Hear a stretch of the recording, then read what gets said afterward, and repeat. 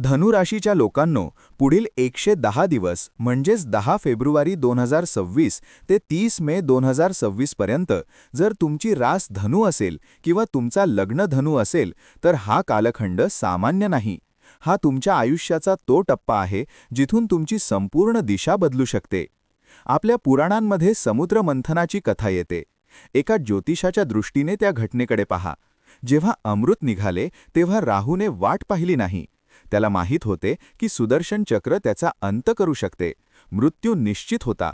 तरीही राहूच्या आत तो वेडेपणा, ती झपाटलेली तळमळ होती की परिणाम काहीही असो, मला माझे लक्ष्य मिळवायचेच आहे. आणि शेवट काय झाला?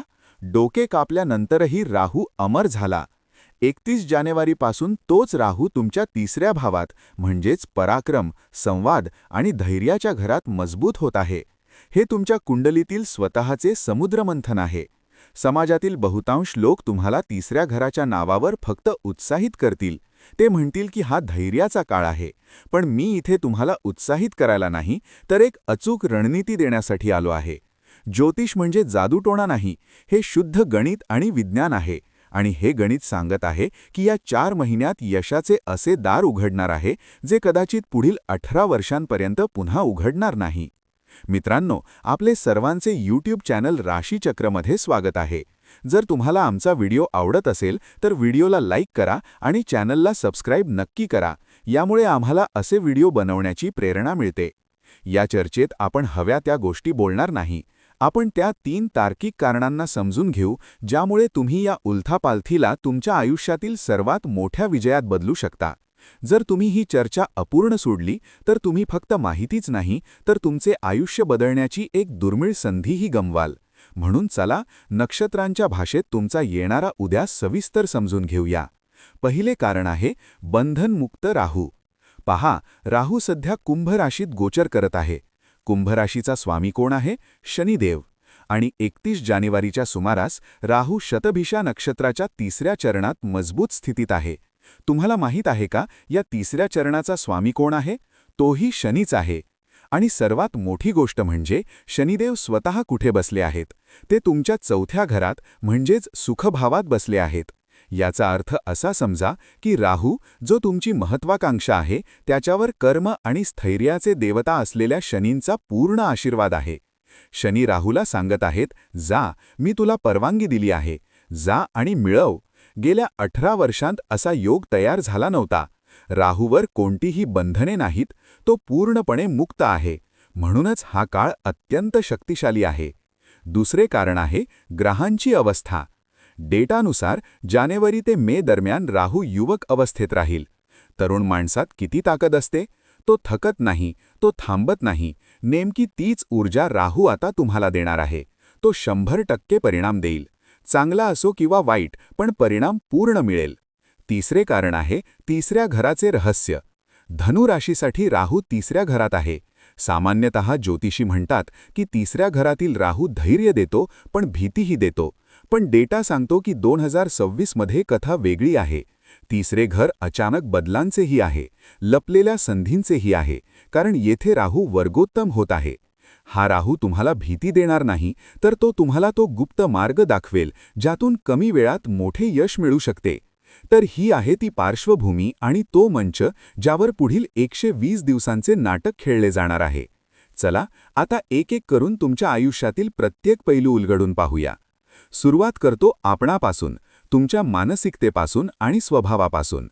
खरं सांगा, गेल्या काही महिन्यांपासून नोव्हेंबर 2025 ते जानेवारी 2026 दरम्यान तुम्हाला असं वाटत नव्हतं का की तुम्ही थोडे सुस्त झाला आहात? जसं की जे होईल ते होईल, आता मन नाही, उद्या करू.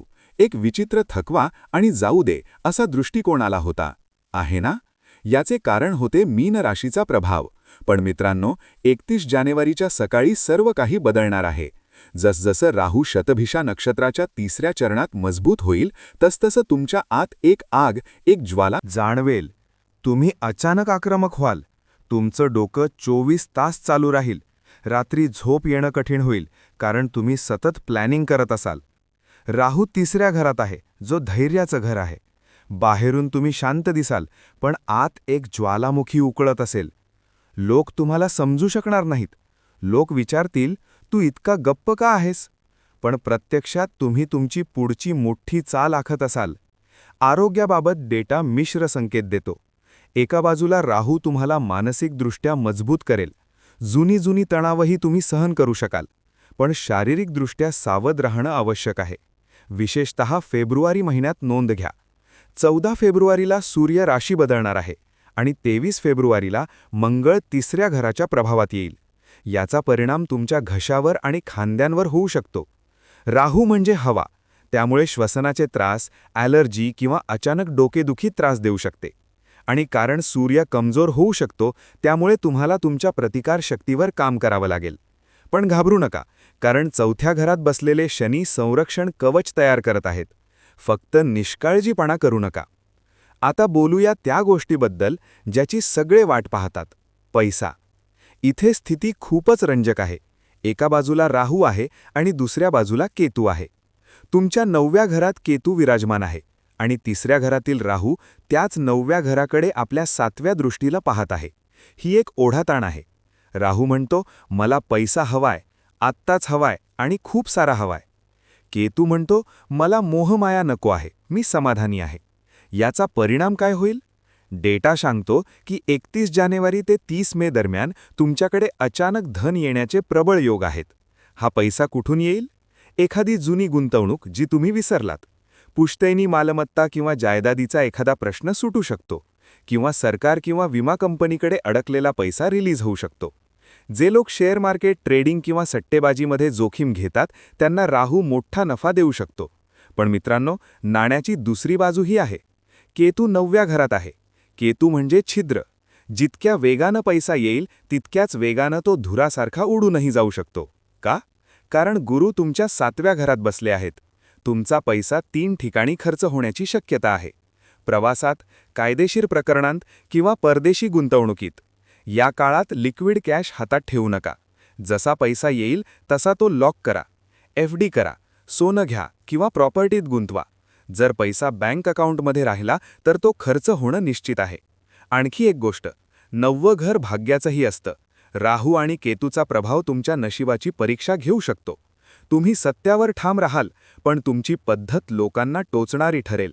घरात तूतूमैमे होऊ शकते. त्यामुळे पुढील 4 महिने बोलण्याआधी 2दा विचार करा.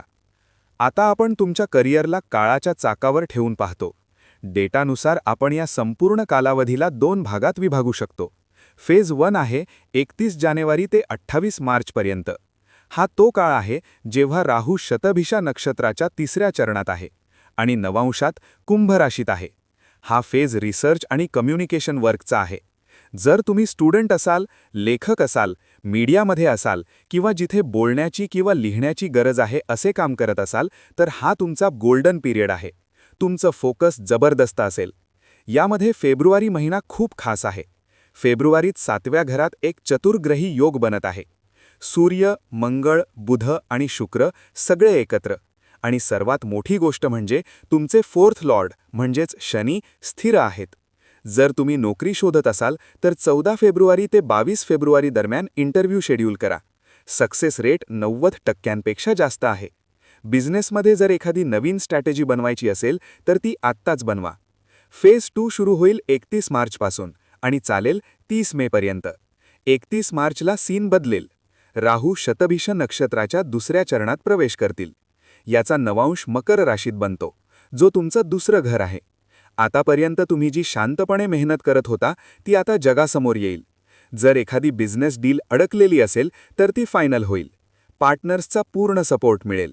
ऑफिसमध्ये तुमच्या कामाची प्रशंसा होईल.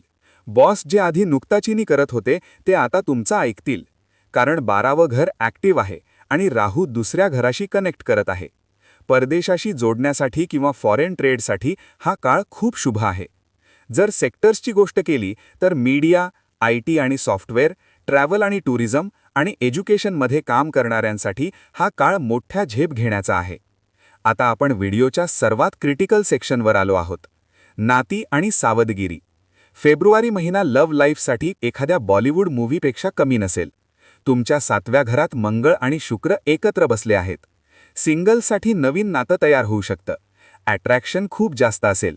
पण कपल्ससाठी हाय रोमान्स सोबत हाय ड्रामा देखील असेल. इगो क्लॅश होतील.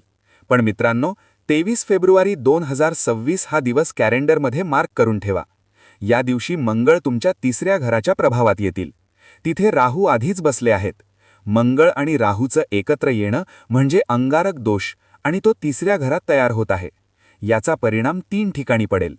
पहिला, पार्टनर्समध्ये अचानक मोठे भांडण होऊ शकतात. गोष्ट ब्रेकअप किंवा सेपरेशनच्या धमक्यांपर्यंत जाऊ शकते, त्यामुळे शांत रहा. दुसरा, स्कॅन्डल. राहू तिसऱ्या घरात गुपितं उघड करतो. जर तुम्ही एखाद्या हिडन रिलेशनशिपमध्ये असाल तर पकडले जाण्याची शक्यता 100% आहे. आणि तिसरा आणि सर्वात महत्त्वाचा, अपघात. 23 फेब्रुवारीनंतर गाडी चालवताना रत्तीभर ही निष्काळजीपणा करू नका. वेग कमी ठेवा. हेल्मेट आणि सीट बेल्टचा वापर करा. जखम अपघाताचे योग बनत आहेत. आणखी एक इशारा जो डेटा देतो तो टेक्नॉलॉजीबाबत आहे. राहू शतभिषामध्ये आहे, जो गुपितांचं नक्षत्र आहे. तुमचा फोन, लॅपटॉप किंवा प्रायव्हेट चॅट्स लीक होऊ शकतात. ऑफिसचे ईमेल काळजीपूर्वक पाठवा. पासवर्ड मजबूत ठेवा. तुमचं एखादं जुनं गुपित बाहेर येऊ शकतं, जे तुमची प्रतिष्ठा खराब करू शकतं. सतर्क रहा. आता मी त्यांच्याशी बोलू इच्छितो जे घराची पायाभरणी आहेत. माझ्या माता आणि बहिणी, ज्या हाऊसवाईफ किंवा होममेकर आहेत. अनेकदा राशीफलात तुमच्याबद्दल वेगळं बोललं जात नाही, पण धनुराशीसाठी हा काळ सर्वात जास्त तुम्हालाच प्रभावित करणार आहे. कारण धनुराशीचा स्वामी गुरु आहे आणि तुम्ही घराचा इमोशनल बॅरोमीटर आहात. जर तुम्ही हाऊसवाईफ असाल तर हे 120 दिवस तुमच्यासाठी 3 मोठे बदल घेऊन येत आहेत. लक्ष देऊ नये का? सर्वात पहिले, फॅमिली कनेक्शन. मित्रांनो, राहू तुमच्या तिसऱ्या घरात बसले आहेत. ज्योतिषात तिसरं घर हे भाऊ-बहिणींचं घर मानलं जातं. डेटा स्पष्ट इशारा देतो की या काळात भाऊ-बहिणी किंवा शेजाऱ्यांसोबत गैरसमज होण्याचे पूर्ण योग आहेत. राहू म्हणजे धूर आहे. एखादी गोष्ट बिघडू शकते. तुम्ही काही चांगलं करायला जाल, पण त्याचा अर्थ चुकीचा काढला जाईल. या काळात स्पष्टीकरण देण्यात आपली ऊर्जा वाया घालवू नका. शांत रहा. हा राहूचा भ्रम आहे, जो मे नंतर आपोआप दूर होईल. दुसरी गोष्ट, घरगुती सुरक्षितता.